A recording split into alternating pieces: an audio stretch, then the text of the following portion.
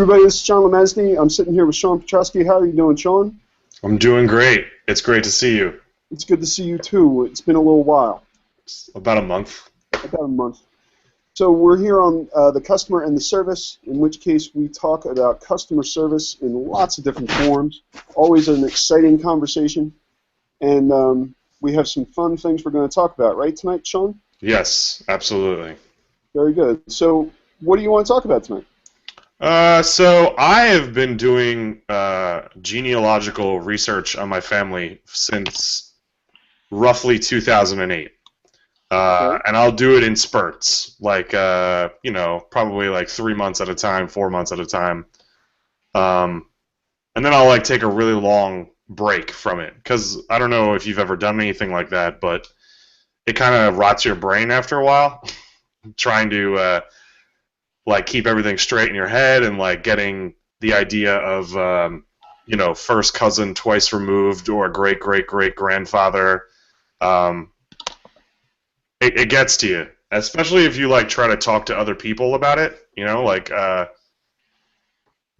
I find something out about something in my family, like my mom's family, I'll like call her and tell her, and she'll be like, "Wait a second, who are we talking about?" And it like we'll both get lost in the conversation. So that's why I like do it in like very intense bursts, and then I take a break.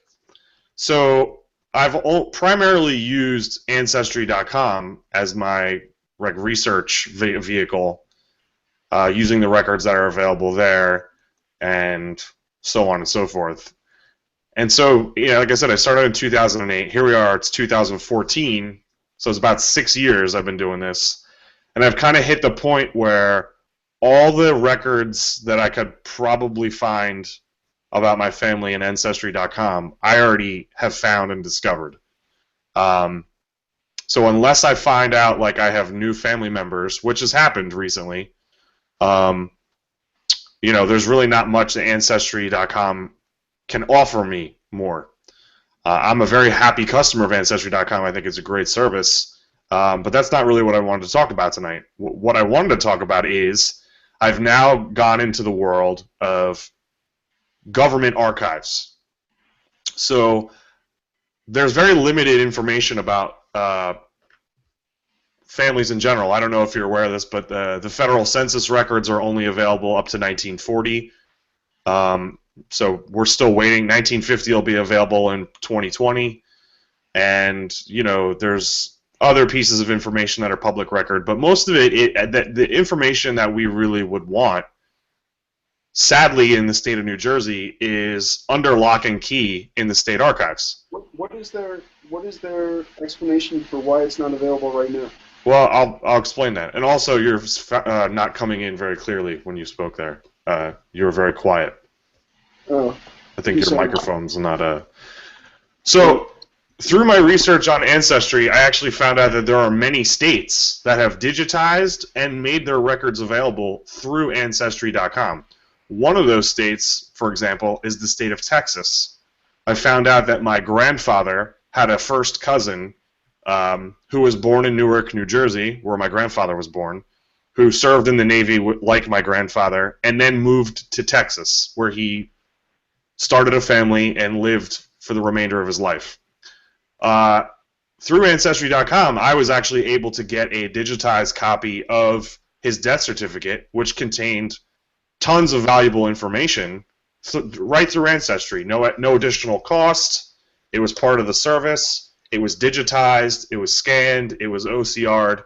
So, any searches I did for that family member, it came up very easily, and I could see the record wonderfully.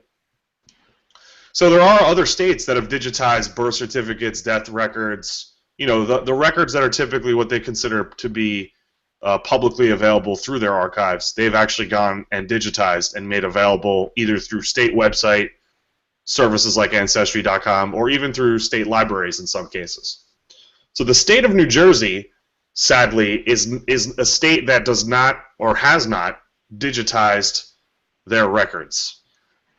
They have a state archive that anyone with a New Jersey state driver's license can visit in Trenton. Also, if you're a registered genealogical researcher, I believe you can access the records. So I've taken about 4 trips so far in the past, I'd say 2 months, maybe 3 months, to the state archives in Trenton. And what it is basically is a room with a lot of drawers of microfilm, along with microfilm readers that have, luckily, printers attached to them. So if you find a record in the microfilm and you want a copy, you literally hit a giant green button and you have a wonderful printout of it. But the sad thing is like you have none of the records are indexed. There's no OCRing. So when you want to find a record, you need to know the year, pretty much the precise year of the record you're looking for. So if you're looking for a birth certificate, a death certificate, a marriage certificate, a will, an immigration record, you better know what year that record was in. Otherwise, you're going to be hunting for quite a while. For example, my grandfather's mother died, or my great-grandmother, died very young. She died at 37 years old, and no one in my grandfather's family is alive anymore, so we weren't really sure what year she died, you know? I only know now that she died at 37, but before, nobody was really sure. And in fact, my grandmother said that my grandfather was 6 years old when she died, which would mean that that she died in 1928. So trying to find her death record to find out what happened was actually pretty difficult. So I remember the first time that I tried to do it, I literally had to take a stack of microfilm like this, and I had to go through all the records for each year. You know, luckily it's alphabetized and broken down by letter, but you have to literally load them up in the microfilm reader and like sort through them all. It was really a crazy experience. I felt like in the year 2014 we should not have to do this anymore. And luckily, I mean, I will say this: the archivists that work in the archive, they are incredible resources. They understand the records that they have there. You can ask them for assistance. They're very helpful. They're incredible resources, and they've helped me a lot in my research. But sadly, there's no digitization. They themselves are slowly but surely indexing certain records. They started with the oldest records that they have, and from what I know, they've only made it up to like the 1850s. So there is some cases, there's some death certificates, military records, and such that you can go to the state archives website and search for a family member, and if they have it in their collection, it'll show you on the website that we have this record and this is where it is. You can order it directly from the website and we'll mail it to you, or you can just copy this particular call number, if you will, bring it to the archive and find the record yourself. But sadly, there's no online purchasing of the document. There's no way to view the document online. It's really, really sad. And what's also interesting is that there, in addition to Ancestry.com, the Church of Jesus Christ of Latter-day Saints, one of the big tenets of the Mormon religion is genealogical research. And so they have these things called family centers set up around the country where you can go, whether you're a Mormon or not a Mormon, and they'll help you with research because they actually have their own set of records that they themselves are the stewards of. So what I found out is actually, like, one example of records that they have that no one else does is that they've actually gone to the different Catholic dioceses in New Jersey and gotten christening records as far back as like the early 1700s, late 1600s, and they've digitized them. So there's no other resource available that has these records except for them. So unless an organization like that takes it upon themselves to contact a state or a steward of records and say, listen, we'll digitize the records and we'll pay for it, but you have to give us exclusive rights to the records, it's not getting done. No. And Ancestry.com has, from what I'm seeing, they also themselves are taking it upon themselves to digitize groups of records to make it available to their members. But as far as states, like I said, Texas is a state that has taken it very seriously. New Jersey is falling far behind, and so as a customer in the service topic here, the state of New Jersey is not providing good customer in the service to its citizens who are in need of these records.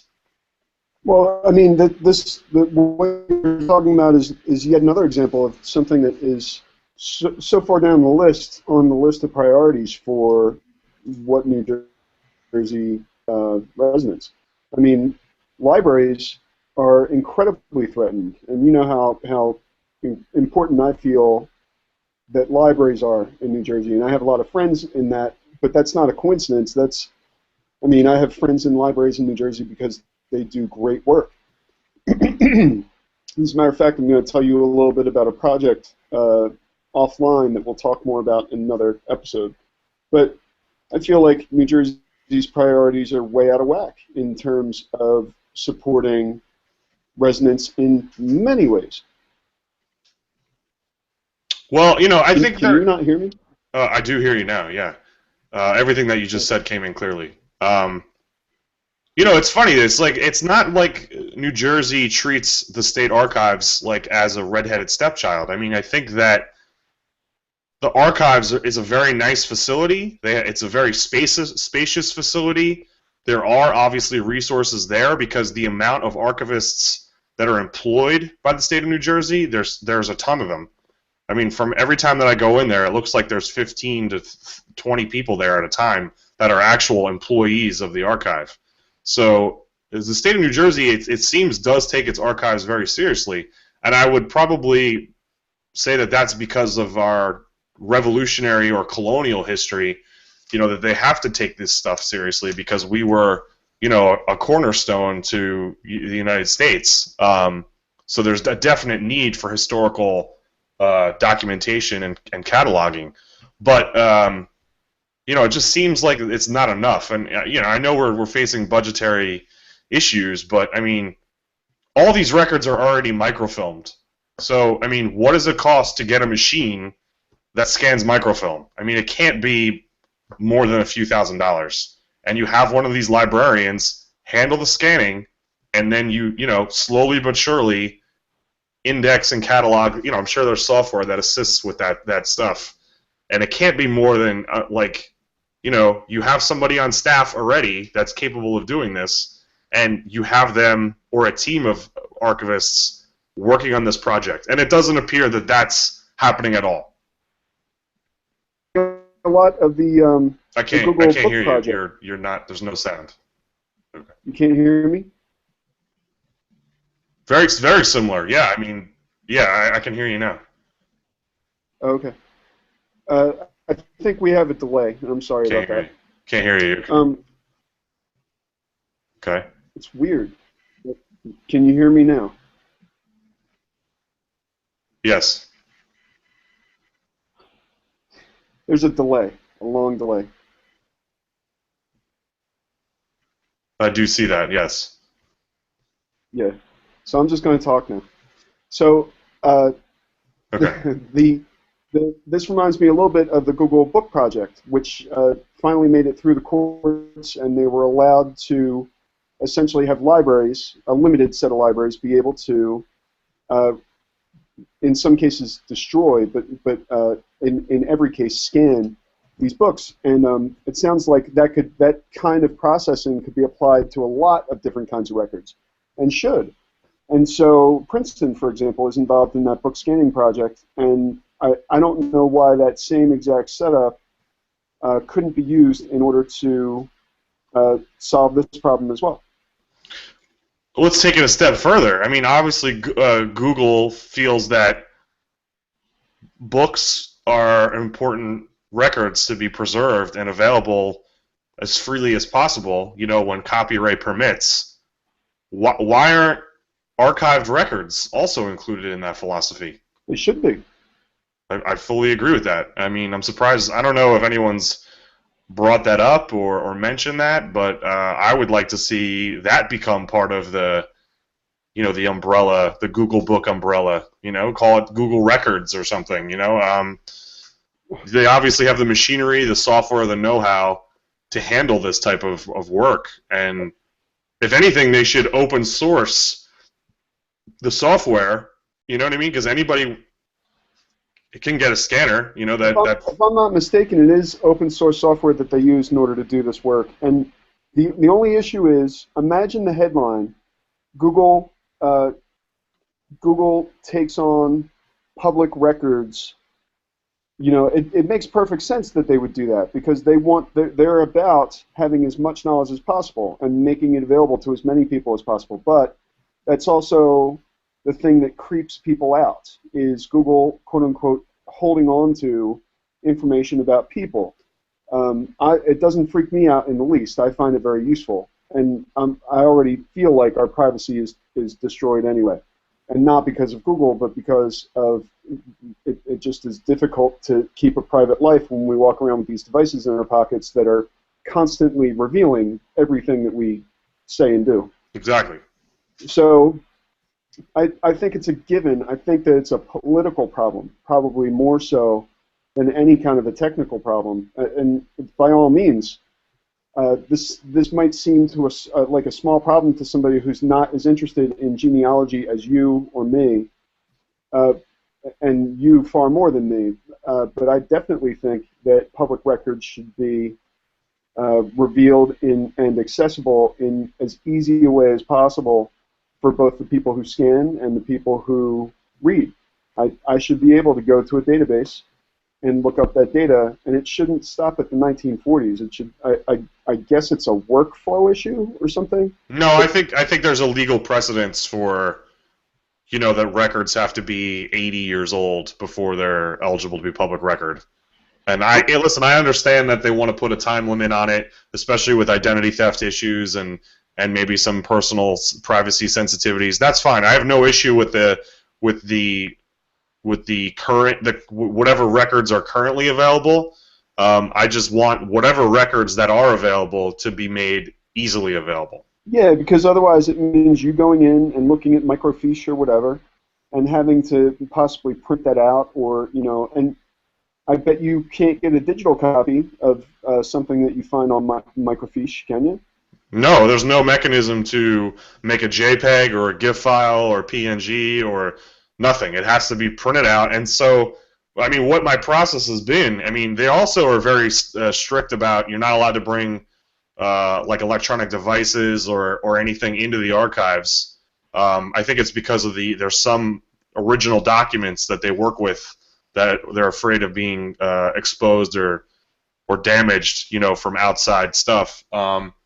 So my workflow has been, I literally will walk in with a folder, I'll print my records out, and when I get home, I lay them out in a well-lit, flat surface, and I'm literally using like my camera phone, because my camera takes such high-resolution photos now, and I'm able to just take a photo of the document, and then I'm able to even crop them right on my phone, and I have an OCR ready-to-go JPEG that I can run into Acrobat Pro if I want to, and OCR it, and then I keep that record for my collection, and I have paper copies and I have digital copies, but if I could cut out all the paper and go straight digital, I would. Well, you know how I feel about paper, of course. Oh, I feel the same way. Yeah. One other thing I'd like to add, actually, and I think this would be a very poignant note to add to end on, actually. So, we just talked about New Jersey, and it's great that the records that they do have are even microfilmed. I'm sure there are states where you literally are going through drawers of original records, which is another problem in itself. But through my research, I learned that my great-great-grandfather, who was a German immigrant, actually received a passport after becoming a citizen in 1930. And he used it to take a round trip back to Germany in 1931. So he went over and came back in 1931. I've actually obtained his passport number, the number that is associated with his passport. Now, he's been dead for, since I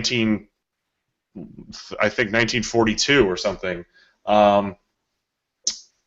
So I actually found out through the State Department you can actually request through the Freedom of Information Act people's passport documents, like all the documents related to the application of a passport from a particular, like from like 1945 and earlier, you know. So the reason I'm kind of interested in this is because, you know, there's a lot of information that's contained in a passport application that might be useful to me, but also more importantly is that after 1927, I think, passport applications required a photo. So this is actually an opportunity for me to see what my great-great-grandfather looked like, because there is no known photos of him. So are you familiar with the Freedom of Information Act process at all, John? I'm not really with the process. I'm very happy about the freedom of information, how it works, really. Okay, so there's actually no form. There's no form that you can go and get and fill out and send to the government agency whose records you're requesting.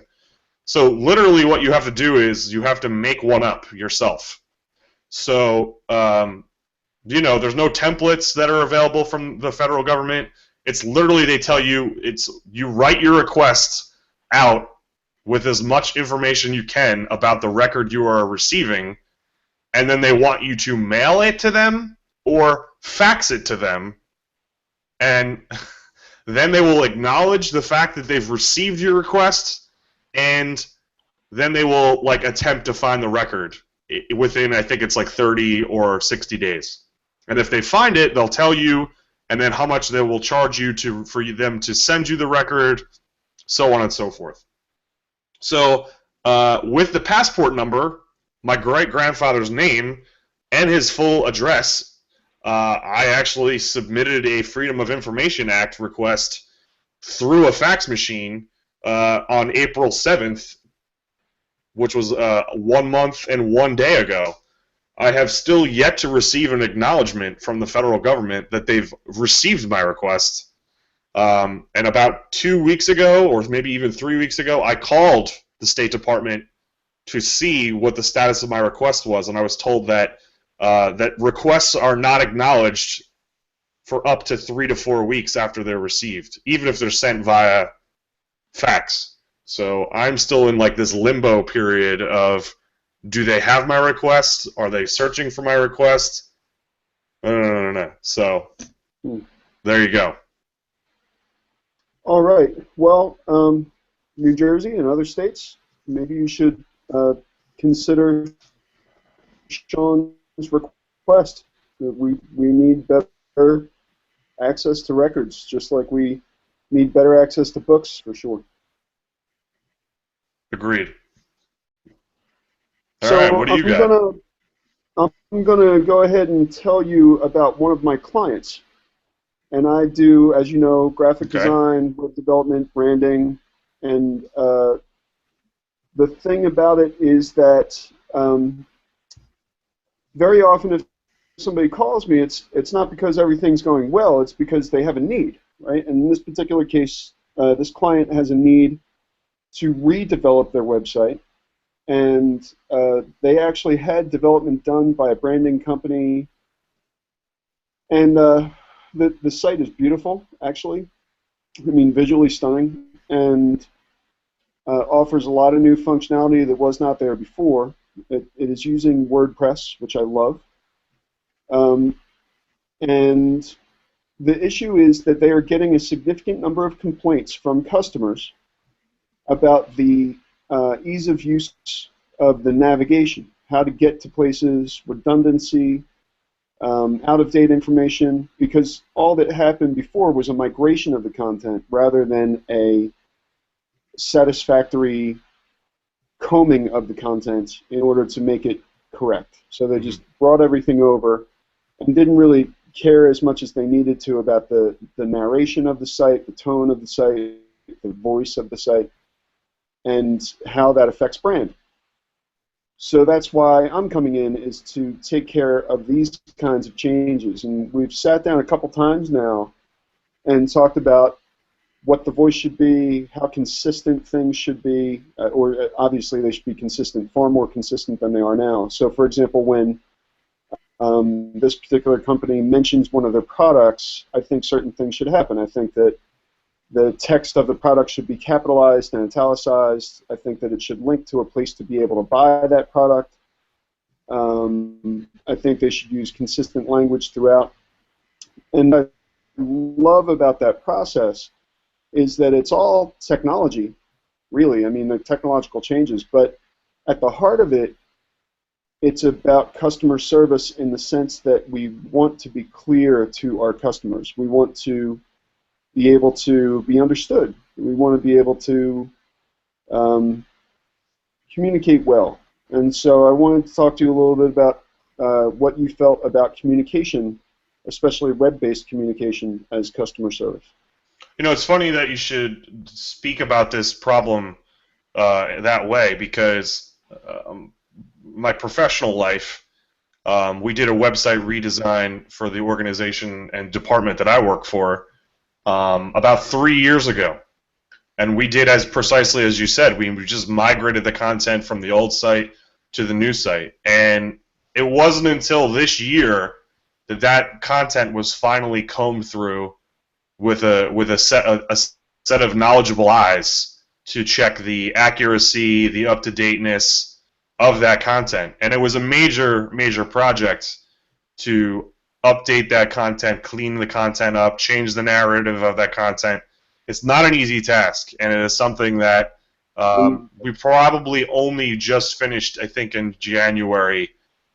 Started in August and didn't finish until January.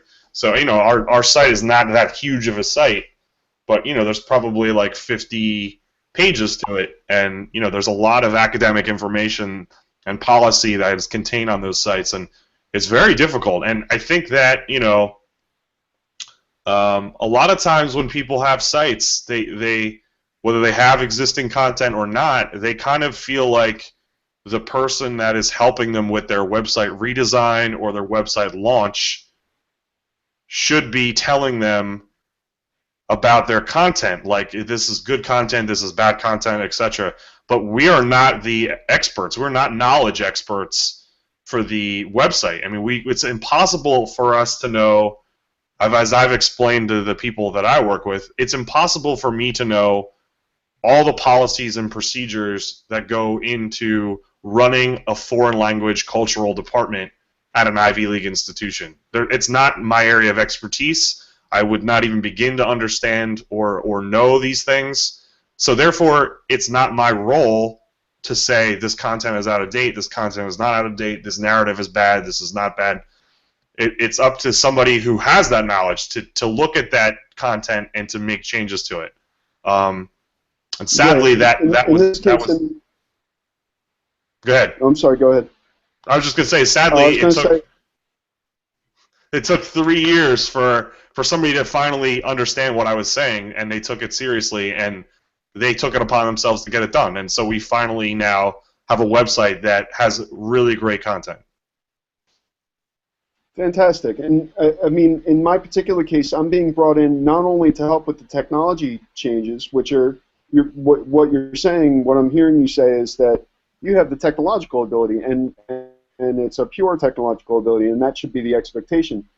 What they're asking for, and as they were asking you, is to essentially be an editor, an author, and to not only do web development, but to do content development. That's and precisely content development the problem. and web development are two completely different tasks. Precisely.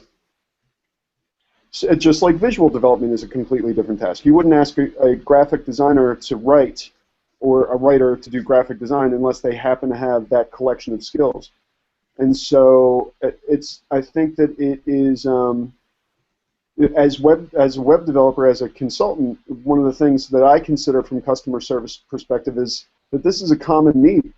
And so I'm happy that I understand something about structure and grammar, and I'm glad that if they need visual development, I can do that, and I'm glad that I have the technical component, because I think that is kind of a unique set of skills to meet a not very unique need. I think a lot of people need this, and sometimes it requires a team, and I can't afford to have a team. So, but I love that they are trying to help their customers to be more pleased, simply by changing the narrative on their site. I hadn't really considered it as customer service, but like so many topics, this show made me think about how that is customer service, how making sure that you refine the way that you are presenting yourself verbally as well as visually as well as in other forms. That's all culture. That's all identity. And so, and the other good thing is this particular organization knows themselves really well, and I have regular contact with high people in the organization who really know the history and know the meaning and know the brand and know the plan. And I'm very lucky because I think in another organization they would be so removed from me. I would be talking to somebody much further down. And so kudos to this particular company for knowing how important this is from a customer service perspective, and I just happen to be lucky enough to work with them and be able to meet those needs for them. Yeah, it's really great. And I think it's funny that you pointed out how if somebody was working with a graphic designer, they would not ask them to take on the job of an author, or if they're working with an author, they would not ask that person to take on the responsibilities or roles of a graphic designer. But what is it about technology that people feel that they can ask us to do those things? I can answer that question. I feel like it is a prejudice towards technologists that because they know technology, a lot of people associate technology knowledge with brilliance, and you and I know that that's not the case. You can be just as not brilliant in lots of other areas as you are brilliant in technology. But for some reason, there is an association with a different kind of sets of intelligence for technologists. And I actually don't like the prejudice, because then you do something human. You have a conversation or you say something or you do something that is a human mistake, and they're like, aren't you a technologist? I'm like, yeah, I'm a technologist, but I make mistakes. Everybody makes mistakes. So that's my personal belief, because I think that people sometimes give technologists the benefit of the doubt without really knowing whether or not they understand other things. They just assume because they know technology and they themselves find it to be magical or mystical, that somehow those technology skills traverse all other kinds of creative skills. And of course, you and I know that's not the case. It definitely is not the case. Definitely not. All right. So, is there any websites or tips or ideas that you'd like to talk about? I would like to talk about how Princeton Township is providing horrible customer service to people that live and work in the Princeton area by not only closing Princeton Pike from Lover's Lane to Province Line Road for the next 2 weeks. Wow. But also they've just announced that University Place will also be closed next week. So it took me 2 hours to get home yesterday from Princeton University area to my home in Ewing.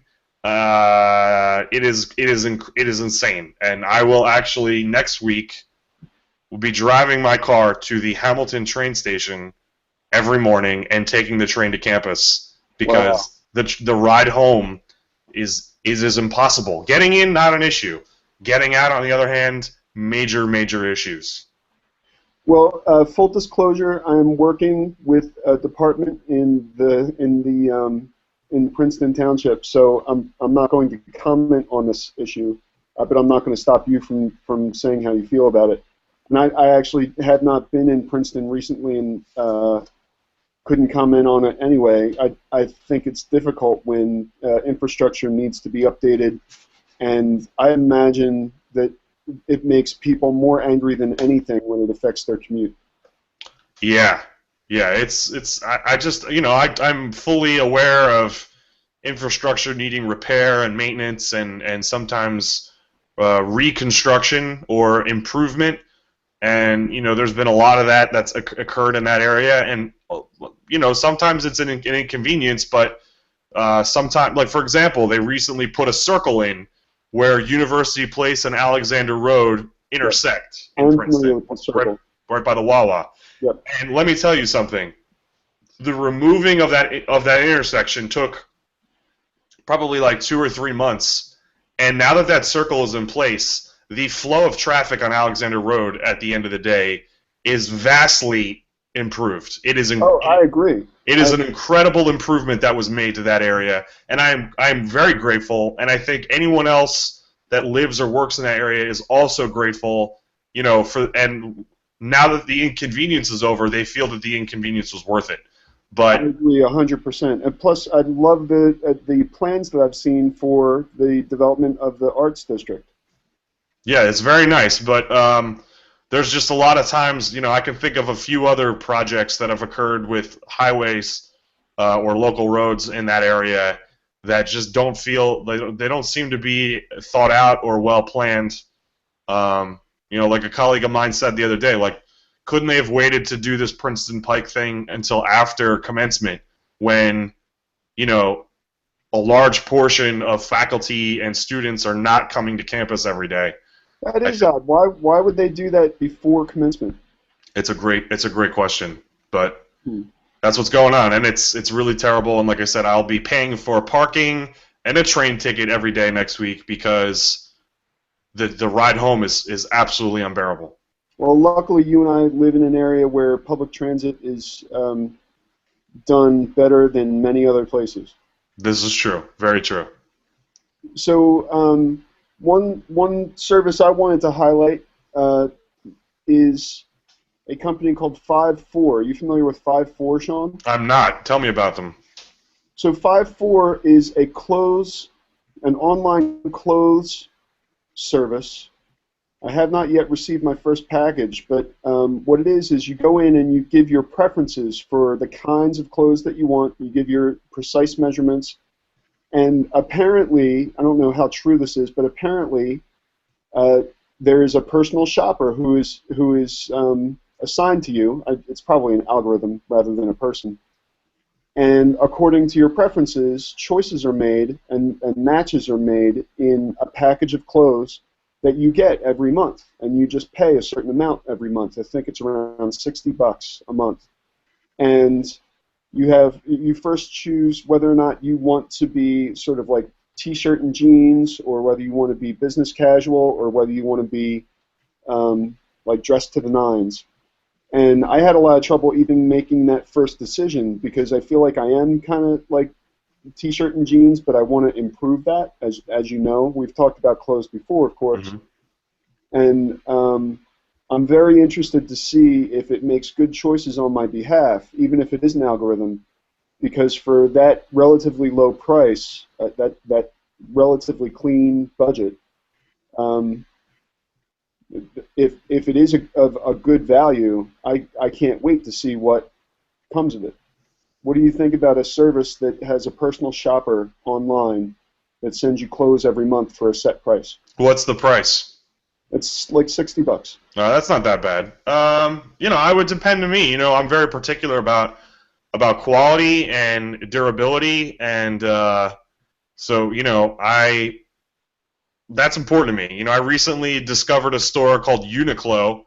Let me rephrase that. I rediscovered them because they used to exist in the Freehold Mall about 10 years ago, and then they disappeared. Talk about Uniqlo, you and I?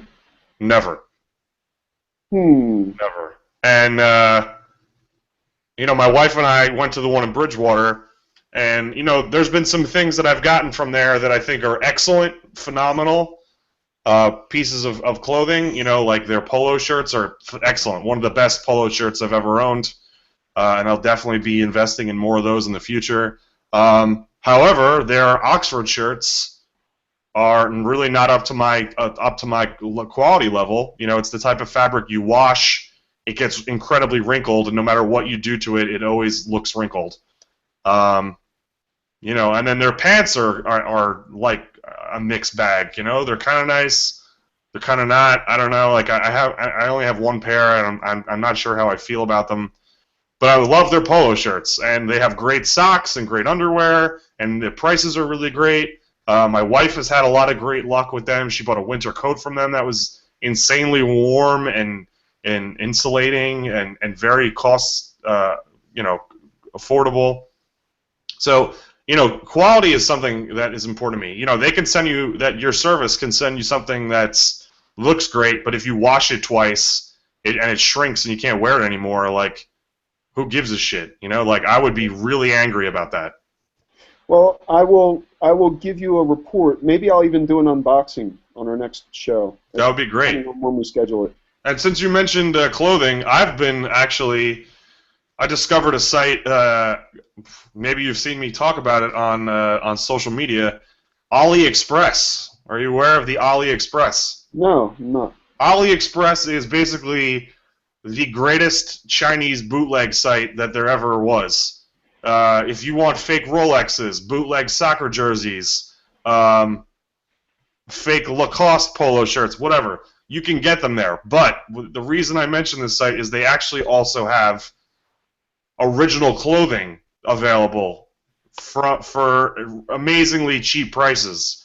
Like if you want Oxford shirts or just solid color plain polo shirts, you can buy them in bulk or individually at insanely cheap prices, and they're shipped to you for free most of the time from China directly.